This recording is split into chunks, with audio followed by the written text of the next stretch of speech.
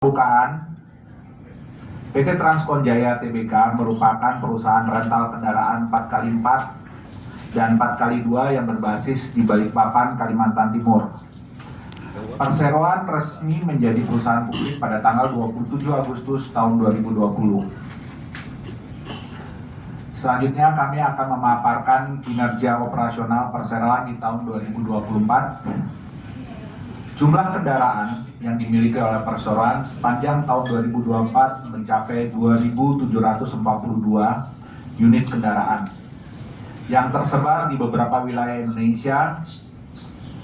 Dari jumlah kendaraan yang tersebar tersebut, ada 2.390 unit kendaraan atau setara dengan 105,98% dari target penyewaan sepanjang tahun. Beberapa kinerja perseroan selama tahun 2024 dapat dilihat dari transformasi perseroan setelah dilakukan akuisisi oleh PT Samindo Resources Tbk.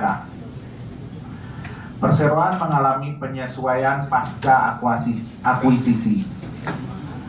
Konsolidasi ini memiliki tujuan untuk mendukung sinergi yang efektif antar entitas grup, mewujudkan kegiatan usaha yang terintegritas, dan memperkuat posisi strategis di pasar yang terus berubah.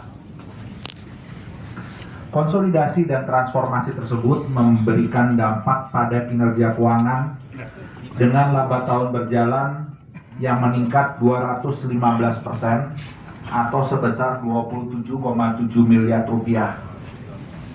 Pada sisi keberlanjutan bisnis, perseroan berhasil memenangkan tender dari customer besar dengan total nilai 79,3 miliar rupiah.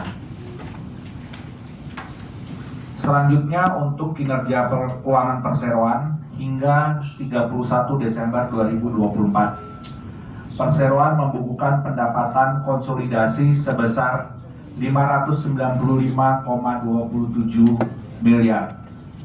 Dari sisi profitabilitas, perseroan membukukan laba tahun berjalan sebesar 27,7 miliar sepanjang tahun 2024. Selanjutnya untuk neraca, total aset perseroan sepanjang tahun 2024 sebesar 871,4 miliar.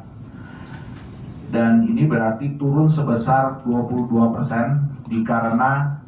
dikarenakan adanya penjualan unit bekas yang meningkat sepanjang tahun 2024. Kemudian total kas dan setara kas pada akhir tahun sebesar 13,5 miliar. Turun 82% dikarenakan adanya peningkatan pada pembayaran kepada supplier, operasional dan beberapa lembaga pembiayaan. Dalam menjalankan kegiatan usaha, perseroan senantiasa menyelaraskan kinerja dengan aspek-aspek keberlanjutan. Dalam hal pengelolaan lingkungan, perseroan mengambil langkah proaktif dalam pengelolaan emisi dan limbah dengan meningkatkan program penghijauan dengan menanam pohon sejumlah 6.008 pohon yang menjadi pengimbang karbon. Dari aspek sosial, perseroan berkomitmen terhadap pengembangan sumber daya manusia dan pemberdayaan masyarakat. Hal ini ditunjukkan perseroan dengan total 2.383 jam pelatihan yang diberikan kepada karyawan. Kemudian juga ada beasiswa S1 kepada 20 orang yang terpilih. Dari aspek tata kelola perusahaan, perseroan melakukan kegiatan usaha yang didukung oleh beberapa penerapan sistem manajemen untuk meningkatkan kinerja, kredibilitas, standar kerja, dan efisiensi operasional. Selama tahun 2024, perseroan berhasil mendapatkan penghargaan dari Gubernur Kalimantan Timur atas ketaatan dalam membayar pajak kendaraan bermotor, Kementerian Ketenagakerjaan, atas kecelakaan nihil serta penghargaan atas kecelakaan nihil pula dari Gubernur Kalimantan Timur. Sejalan dengan aspek tata kelola perusahaan, perusahaan juga sejak tahun 2021 hingga tahun 2024 telah memiliki sistem manajemen ISO 9001, 45001,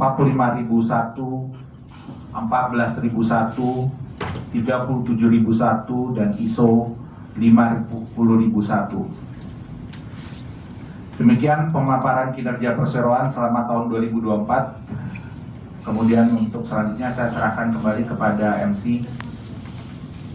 Terima kasih kepada Bapak Alex atas penjelasan yang sangat jelas dan informatif.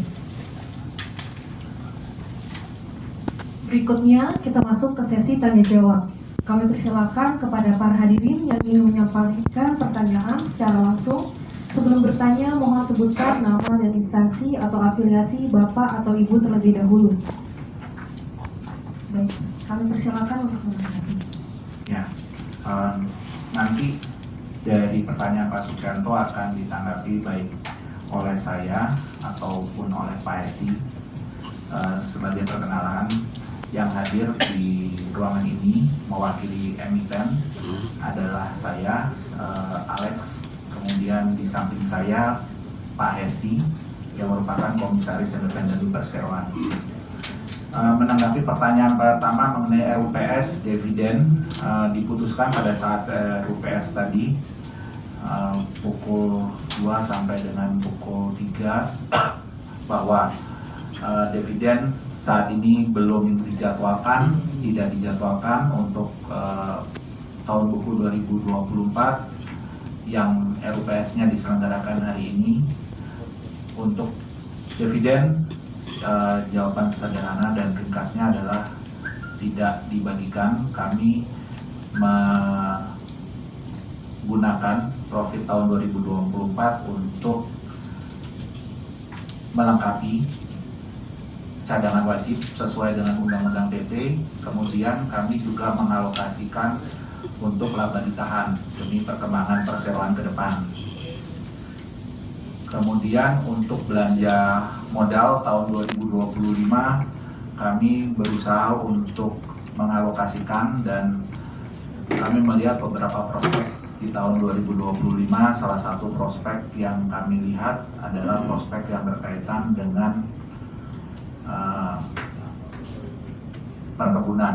Kami melihat itu suatu prospek ke depan yang cukup baik dan akan kami coba untuk kejar di tahun 2025. Dan berkaitan dengan laba tahunan dan pendapatan, memang secara pendapatan kami tahun 2024 menurun, tetapi kami berusaha melakukan efisiensi penghematan sehingga laba masih tetap terjaga. Dan untuk 2025 kami masih kaji target labanya karena kami melihat fluktuasinya cukup banyak di tahun 2025, baik faktor makro maupun faktor mikro. Jadi kami melihat 2025 ini sebagai tahun yang cukup fluktuatif dan kami baru bisa berkomentar setelah melihat perkembangan di semester pertama. Kemudian tadi pertanyaan Pak Suprianto berkaitan dengan penyewaan traktor. Kami sejauh ini tidak ada penyewaan traktor. Yang ada adalah penyewaan double cabin.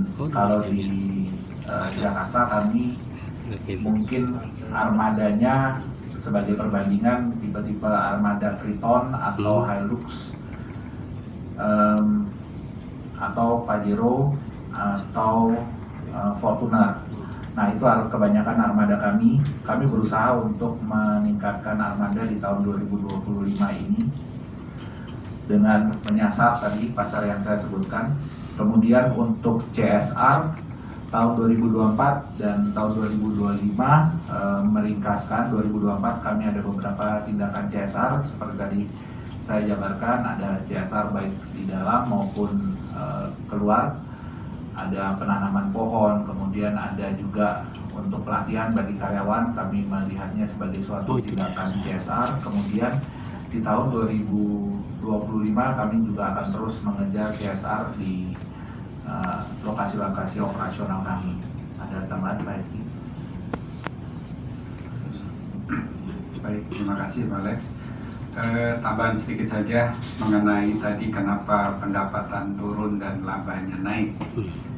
Pak Alex tadi sampaikan kita melakukan penghematan. Betul, kita melakukan penghematan, tapi kita juga melakukan cost efektif. Artinya pengeluaran itu harus seefektif mungkin dan bisa menghasilkan revenue. Itu ya saja yang perlu saya tambahkan. Terima kasih. Silakan untuk menanggapi pertanyaan tersebut. Akuisisi dilakukan oleh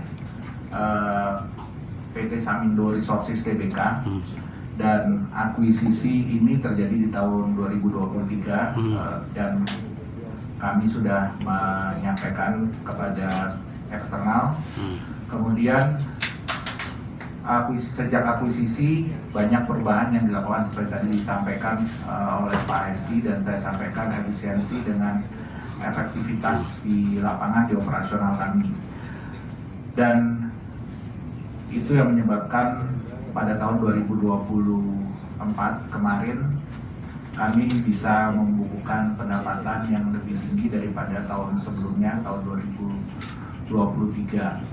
Dan kami akan terus menggunakan pola yang sama, efisiensi dan efektivitas pada operasional kami, sehingga akan terjadi banyak perubahan di internal kami, sehingga harapannya ke depan kami akan membukukan lebih banyak profit untuk perusahaan. Demikian dari kami, Pak Suprianto. Terima kasih.